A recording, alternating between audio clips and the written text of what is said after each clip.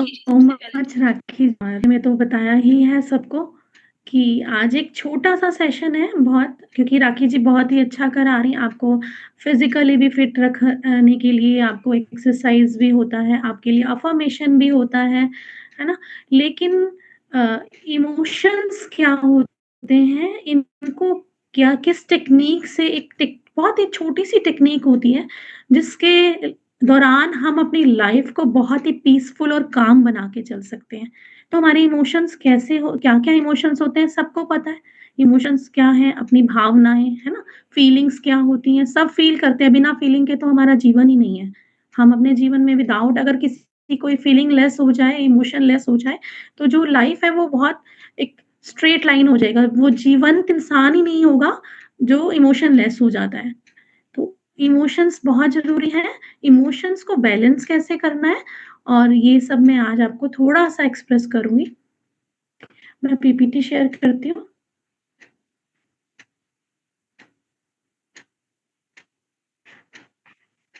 ये कि आपने जो है थोड़ा-सा पीछे लेना राखी जी, 3rd स्लाइड।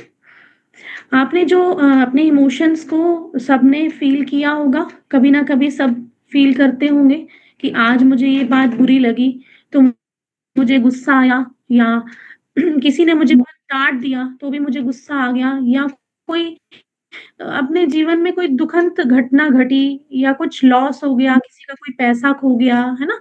तो रोना भी आ जाता है ना? कई बारी, और कई बारी किस फ्यूचर को लेकर हमें डर भी लगता है, कुछ कुछ एक फीलिंग आती है, एक भय पैदा होता है। तो ये हमारी जो क्या होती है, ये हमारे इमोशंस होते हैं। डर लगना, गुस्सा आना, है ना? किसी के साथ अगर आपको लव का इमोशन आ रहा है, किसी के साथ आपको कभी डर आ रहा है, कभी गुस्सा आ रहा है, तो ये सारे जो हमारे जो होते हैं, वो इमोशंस होते हैं। लेकिन ये इमोशंस हम इनको बैलेंस कैसे करना होता है अपनी लाइफ में, इनको इमोशन को एक्सप्रेस कैसे करना होता है, ये चीज़ें आज हम आपको सिखाना, थोड़ा-सा टेक्निक्स होती हैं, बेसिक टेक्निक्स होती हैं, जो मैं आपको बताऊँगी। तो आपको पहले-पहले तो आपको रिकॉग्नाइज़ करना होता है कि मेरे मन में चल क्या रहा है, इमोशन है क्या? ठीक है?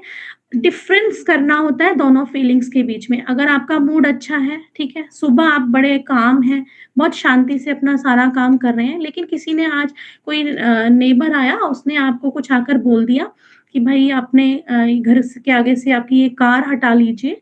तो वो थोड़ा बुरी तरह से आपसे बात करके चला गया, तो वहीं कहीं न कहीं आपकी जो सुबह मॉर्निंग की जो कामनेस है, वो कहीं खराब हो जाएगी, ठीक है? तो आपको कहीं न कहीं गुस्सा आएगा, लेकिन गुस्सा आया, उसको आपने एक्सप्रेस कैसे करना है और उसको कब करना है, कैसे करना है, कौन-सी टेक्निक यूज़ करनी है, ये जो टेक्निक्स और ये टूल्स हैं, ये छोटा-सा टूल होता है, लेकिन बहुत ही इफ़ेक्टिव होता है, बहुत अच्छे से काम करता है, जिससे आप क्या कर सकते हो, आगे जाके अपनी इम्प्रूव कर सकते हैं, कम्युनिकेशन स्किल भी इम्प्रूव हो जाती है उससे, और आपकी मेंटल वेल-बीइंग बहुत अच्छी हो जाती है।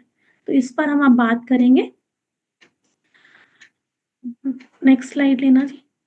जी। तो सबसे पहले डेफिनेशन, इमोशन होता क्या है?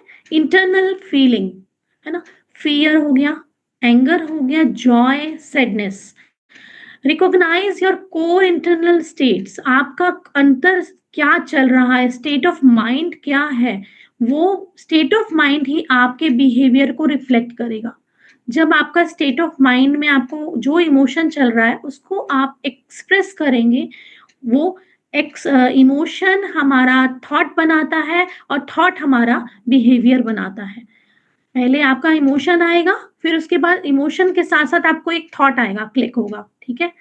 और थॉट ट्रिगर करता है और थॉट बनता है, थॉट ही हमारा बिहेवियर होता है, जिसको हम एक्सप्रेशन के दौरान रिएक्ट करते हैं। तो वो हमारा बिहेवियर इमोशन हो जाता है कि इंटरनल फीलिंग को एक्सप्रेस करना, जो हम फ़ील कर रहे हैं, वो हमारा इमोशन होता है। नेक्स्ट स्लाइड लेंगे। एक्सप्रेशन क्या होता है? इंटरनल कम्युनिकेशन ऑफ इमोशंस, कि आप अंदर जो फ़ील कर रहे हो, ठीक है? उसको आपने कम्युनिकेट कर दिया, वो एक्सप्रेस कर दिया, वो दैट इज़ एक्सप्रेशन, ठीक है? ये वर्बल हो सकता है, नॉन वर्बल हो सकता है। वर्बल में जैसे आपने बोलकर कहा कि आज मुझे अच्छा नहीं लग रहा, आज मुझे बहुत काम करना पड़ा और मैं बहुत थक गई और मुझे बहुत अजीब-सा फ़ील हो रहा है ना? थोड़ा स्ट्रेस में मैं फ़ील कर रही हूँ, तो दैट इज़ वर्बल हो गया। स्पीकिंग आप लिख कर सकते हो, सॉरी बोलकर कर सकते हैं। इसी तरह से जब हम जर्नलिंग कराते हैं, ठीक है? किसी का स्ट्रेस पे काम कर रहे होते हैं, किसी को अगर डिप्रेशन का इश्यू आ रहा है, एंग्ज़ायटी का इश्यू आ रहा है या सप्रेस इमोशंस को भी क्लियर करवाना होता है, तो उसमें हम स्पेसिफिक राइटिंग स्किल यूज़ करते हैं और जर्नलिंग के लिए बोलते हैं, तो वो आपका राइटिंग इमोशन हो एक्सप्रेशन हो गया। एक आपने वर्बली बोल के किया, एक आपने लिख कर किया। नॉन वर्बल भी होते हैं, जैसे कि फेशियल एक्सप्रेशंस। आपको गुस्सा आया, लेकिन सामने वाला आपकी मदर इन लॉ है, ठीक है? आप उसको कुछ बोल नहीं सकते उस टाइम, तो आपको अंदर ही अंदर फेस में एक्सप्रेशंस तो कई बारी हम हस्बैंड को भी दिखा देते हैं, है ना? बच्चों को भी दिखा देते हैं, लेकिन कई बार होता है कि चलो छोड़ो, ये वक़्त नहीं है गुस्सा करने का, तो उसके लिए वो फेशियल एक्सप्रेशंस हो जाते हैं। कई बारी हम अपने फ्रेंड सर्कल में देखते हैं या सोशल कम्युनिटी में देते हैं, बॉडी लैंग्वेजेज़ भी होती हैं। अगर हम एक्सप्रेशन को बॉडी लैंग्वेज के थ्रू भी एक्सप्रेस करते हैं, वो टोन ऑफ वॉइस भी होती है। कई बारी क्या होता है टॉन्टिंग वे में आपको लगता हो कभी किसी ने आपसे टॉन्टिंग वे में बात की होगी, तो ये भी आपका एक एक्सप्रेशन का टाइप है जिसमें टोन ऑफ वॉइस आता है, जेस्चर भी आ जाता है जिसमें। तो एक्सप्रेशन क्या है, इमोशंस को जब हम एक्टिव वे में लेकर आते हैं, तो वो एक्सप्रेशन में कन्वर्ट हो जाता है, जहाँ पर हम अपनी इंटरनल फीलिंग्स को आउटसाइड वर्ड के साथ कनेक्ट कर देते हैं। That is expression. सबको क्लियर है यहाँ तक? और सब एक्सप्रेस करते ही होंगे अपनी फीलिंग्स को, बहुत ही आसान चीज़ है ये तो। 6th वाला लेना। राखी जी 6th वाला लेना, ये this is 8th। Yes, emotional और एक्सप्रेशन में गैप। ये गैप कैसा होता है? ये होता है जैसे फ़ियर ऑफ जजमेंट। अगर आपको लगता है कि कोई मुझे जज ना कर ले, इसलिए मैं इस एक्सप्रेशन को एक्सप्रेस नहीं करती, ठीक है? तो वहाँ हमारा इमोशन विदाउट एक्सप्रेशन रह जाएगा। कई बारी लैक ऑफ अवेयरनेस होती है कि हमें पता ही नहीं होता कि हम फ़ील क्या कर रहे हैं। तो वहाँ पर भी हमारा इमोशन है, वो सप्रेस हो जाता है, वो एक्सप्रेस नहीं हो पाता।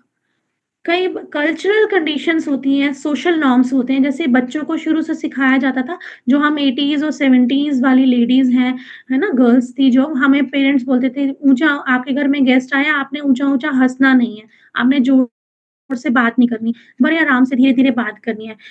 लड़कों को बोला जाता है कि शाउट नहीं करना, आपने चिल्लाना नहीं है, बच्चों को भी हम बोलते हैं कि आप अननेसेसरी शाउट ना करें। तो कुछ सोशल नॉर्म्स होते हैं, जो हमारे को एक्सप्रेशन देने में रोकते हैं। तो ये इमोशंस और एक्सप्रेशंस का एक गैप क्रिएट हो जाता है इसमें। नेक्स्ट लेंगे।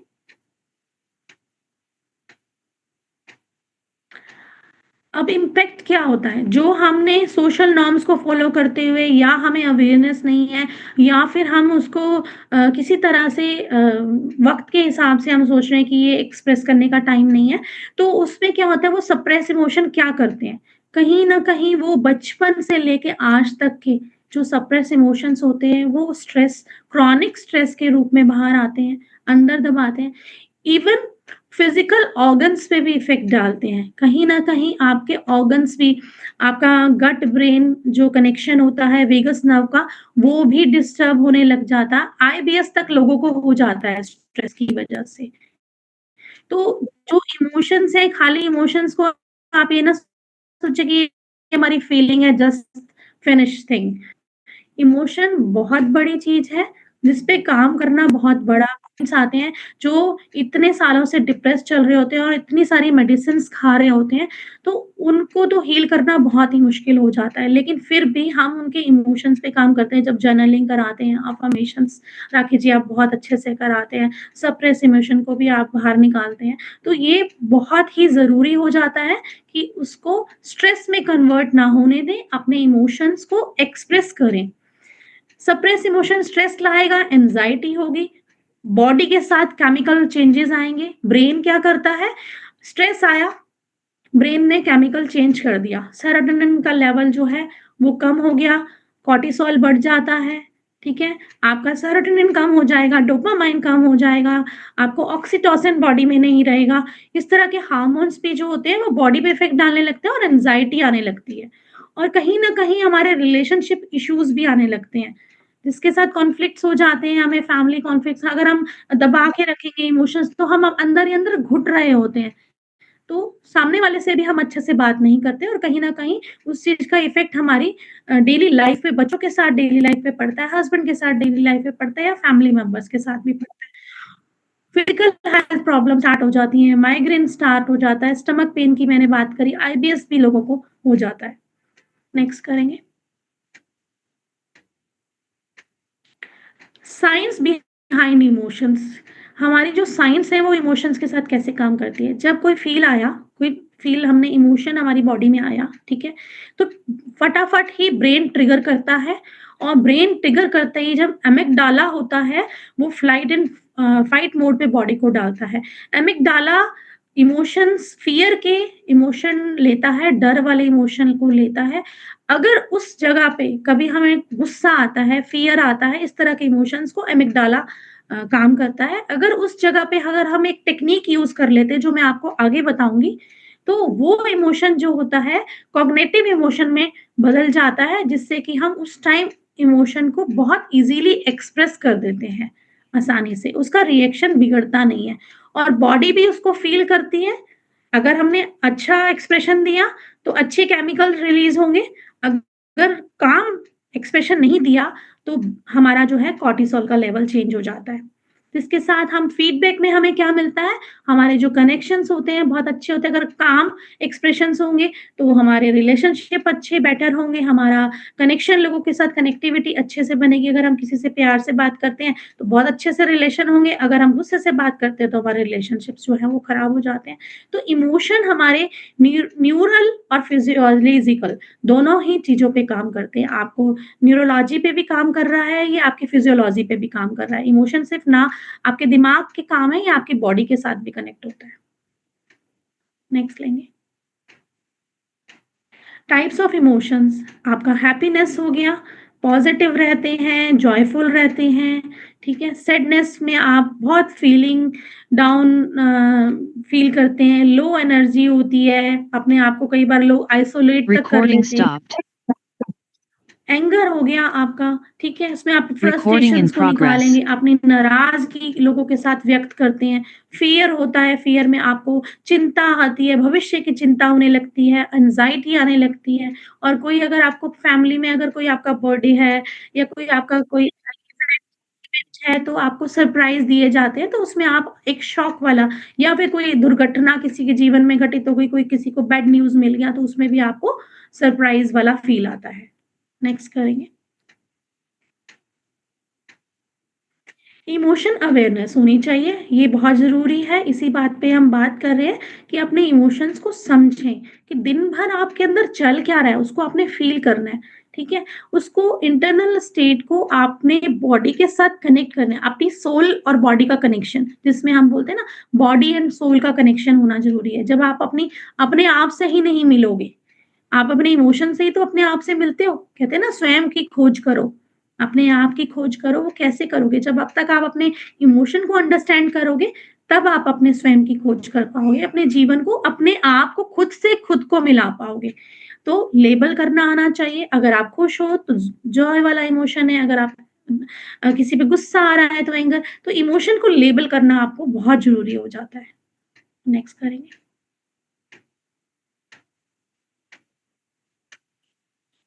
नेक्स्ट लेंगे राखी जी। तो बैरियर्स क्या होते हैं हमारी लाइफ में एक्सप्रेशंस को इमोशन तो हमारे पास है, ठीक है? उसको एक्सप्रेस करने के लिए हम क्या-क्या हमारे लाइफ में बैरियर्स हो सकते हैं? सोशल प्रेशर हो सकता है, ठीक है? जिस तरह के सोशल नॉर्म्स बना दिए जाते हैं, कई बारी ऐसा होता है कि जो जॉब प्रोफाइल्स लोग होते हैं, अपने बॉस को अगर वो गलत कर रहा है, जैसे राखी जी ने मुझे आज तक याद है रिट्रीट में बताया था कि वो अपने जॉब जब वो कर रहे थे किसी कंपनी के साथ, तो वहाँ उनको अपने अंदर की आवाज़ थी उनकी कि मुझे यहाँ कुछ ठीक नहीं लग रहा, मैं यहाँ पर अपने आप को बहुत अच्छा फ़ील नहीं कर रही, जो चीज़ें मेरे से करवाई जा रही हैं, वो मुझे कम्फ़र्ट नहीं दे रही हैं। तो उन्होंने स्विच किया वहाँ से।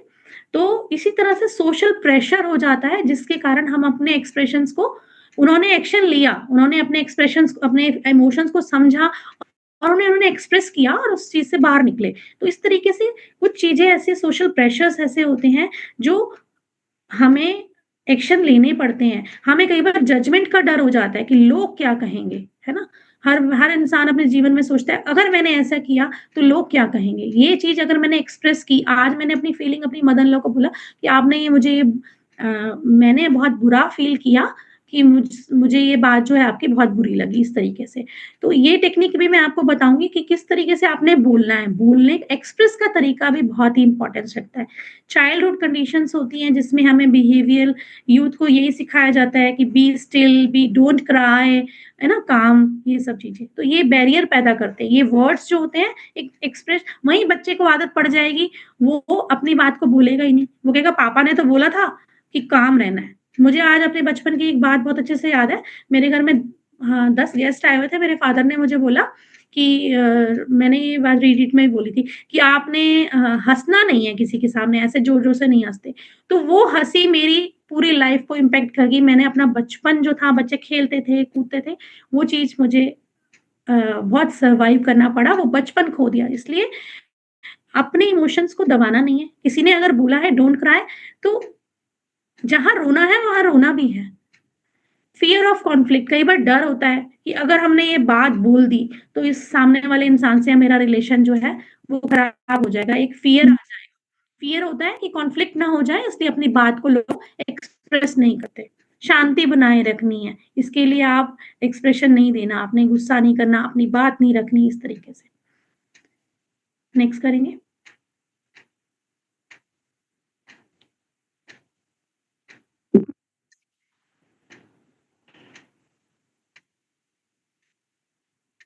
हेल्दी और अनहेल्दी एक्सप्रेशंस। अब हेल्दी एक्सप्रेशंस कैसे होते हैं? आप किसी से बड़े प्यार से बात कर रहे हो, आप जर्नलिंग कर रहे हो, ये आप हेल्दी है, ये आपको बॉडी के साथ बहुत ही बैलेंस बना के चलने वाले इमोशंस होते हैं।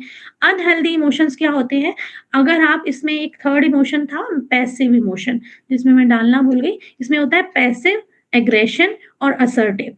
पैसिव इमोशन होता है कि आप किसी को दबा रहे हो, आप अपनी अपनी बात को किसी से मनवाना, ठीक है? उसको डराकर धमकाकर या फिर उसके सामने ऐसा अपने आप को बहुत बड़ा इंसान जैसे कि बड़ों के सामने हमें लगता है ना कि हम तो छोटे हैं, हमें अभी बोलना ही नहीं है, इस तरीके से।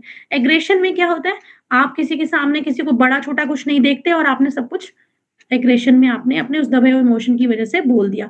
ऐसे असिस्टिवनेस क्या होती है, उसमें आप एक बैलेंस बना के सकते हैं, ना तो आपने उस किसी को दबाना है, ना आपने दबना है, ना तो आपने मतलब उसमें बहुत बैलेंस कामली आप अपनी बात को रख सकते हैं।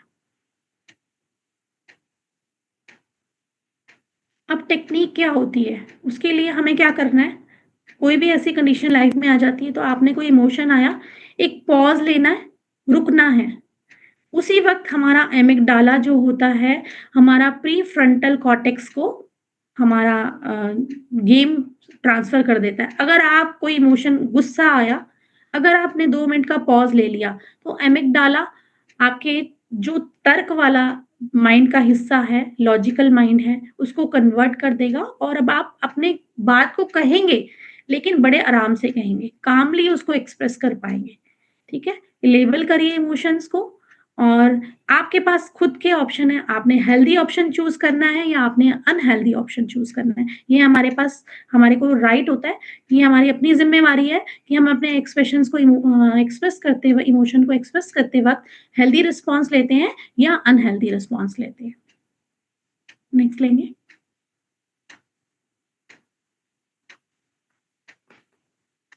इसमें आता है कम्युनिकेशन स्किल कौन-सी यूज़ करनी है हमने। इसमें आई फ़ील जैसे कि मैं ये बात बोल दूँ कि तुमने मुझे ये कहा, तो तुम्हारी ये बात मुझे बहुत बुरी लगी। अगर मैंने आपको ये बोला, ठीक है? तो आपको लगेगा कि मैं ही ज़िम्मेवार हूँ उस बात के लिए, ठीक है? तो कभी भी एक्सप्रेशन करते वक़्त आपने तुम वर्ड का इस्तेमाल नहीं करना, आपने बोलना है कि मैं इस वक़्त बहुत बुरा फ़ील कर रही हूँ, क्योंकि मुझे ये बात बुरी लगी। ना कि ये बोलना है कि तुमने ये बात बुरी बोली कि बोलना है कि मुझे ये बहुत बुरा लग रहा है कि मुझे ये बात जो है बहुत बुरी लगी है आज। एक्टिव लिसनिंग होनी चाहिए हमारी, ठीक है?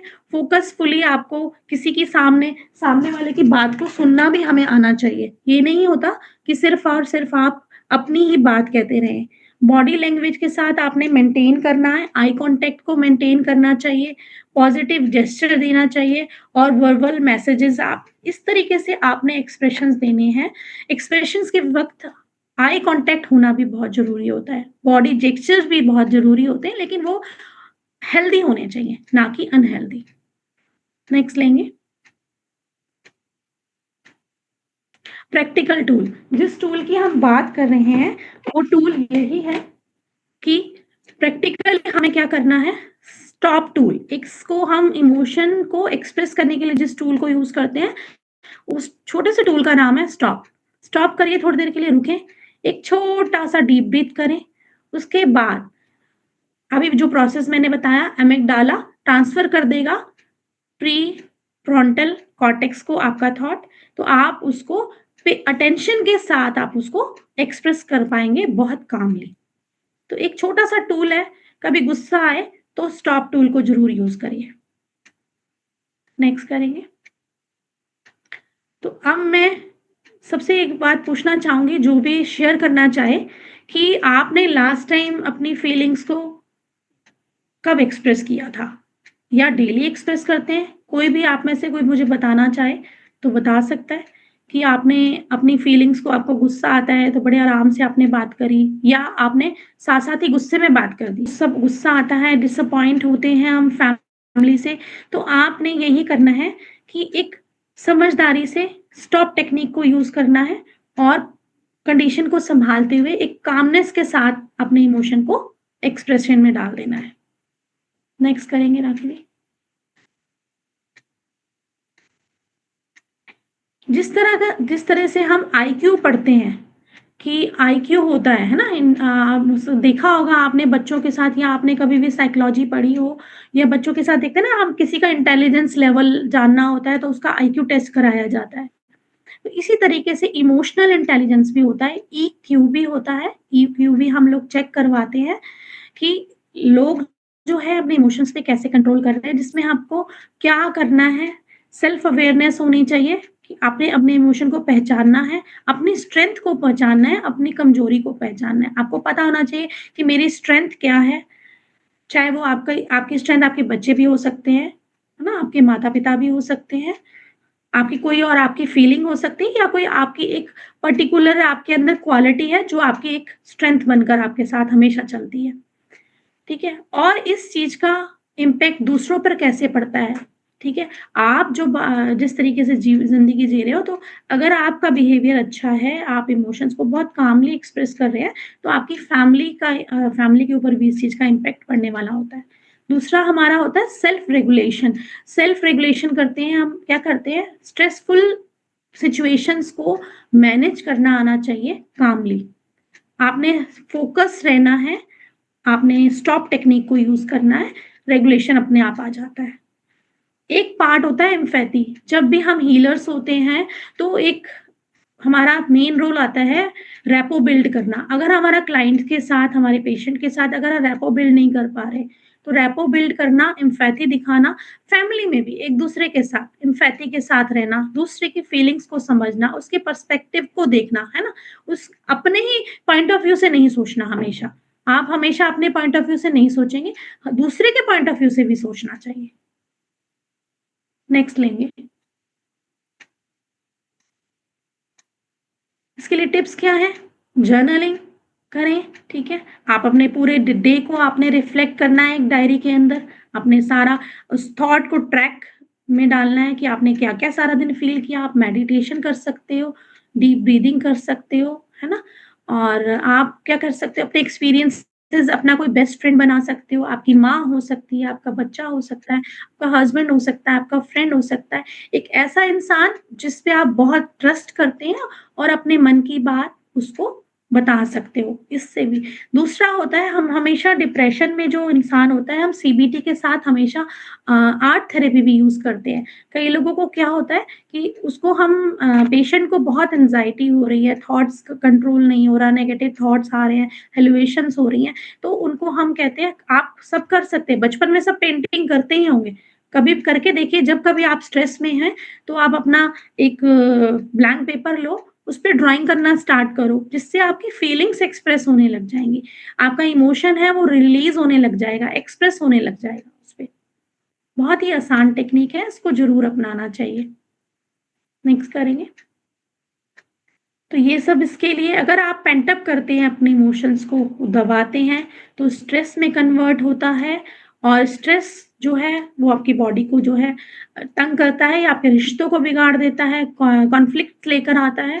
अगर आपका एक्सप्रेशन जो है बहुत ही फ़ोकसफुली है, बहुत काम है, तो आप अपने रिलेशनशिप को भी इम्प्रूव कर सकते हो और अपनी लाइफ़ में सक्सेस हासिल कर सकते हो। कॉमन मिस्टेक हम क्या करते हैं कि होल्डिंग कर देते हैं, अपने इमोशंस को बॉटल में भर के रख देते हैं। अंदर दबा देते हैं कुछ इमोशंस को बाहर ही लाइफ टाइम उसको बाहर नहीं निकालते, है ना? इंटरनली स्ट्रेस आएगा, फिर से वही बात हमारी इमोशंस की चल रही है तो वो चीज़ें रिपीट होंगी। हम क्या होगा अगर हमने दबा दिया किसी इमोशन को, तो अगर हमने उस टाइम स्टॉप टेक्निक यूज़ नहीं करी, तो ड्रामेटिक रिस्पॉन्स हो सकता है, कॉन्फ्लिक्ट्स हो सकते हैं, दूसरे के पर्सपेक्टिव को भी हम इग्नोर कर सकते हैं।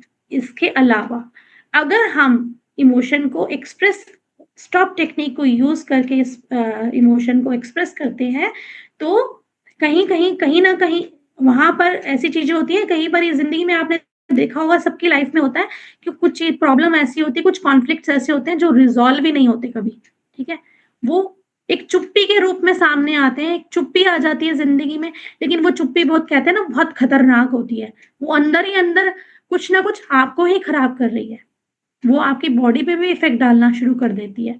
कई बारी क्या होता है सामने वाला ट्रस्टवर्दी नहीं होता बिल्कुल भी, वो क्या करता है रिश्तों में भरोसे की कुछ चीज़ें ऐसी होती हैं जो कमज़ोर कर देती है। जैसे कि कुछ लोग ऐसे होते हैं छोटे-छोटे वादे को तोड़ देते हैं, गलती मानने की बजाय जस्टिफाई करते हैं, मज़ाक-मज़ाक में भी आप लोगों को हर्ट कर देते हैं इस तरीके से।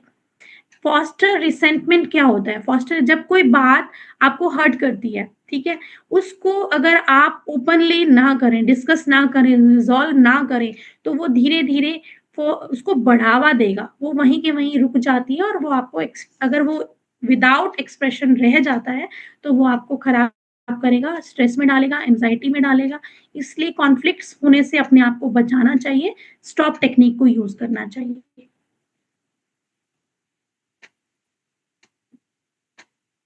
नेक्स्ट लेंगे। बस अब मैं इतना ही कहना चाहूँगी कि जो मैंने बताया कि इमोशन क्या है, एक्सप्रेशंस क्या हैं और स्टॉप टेक्नीक को हमने यूज़ करना है।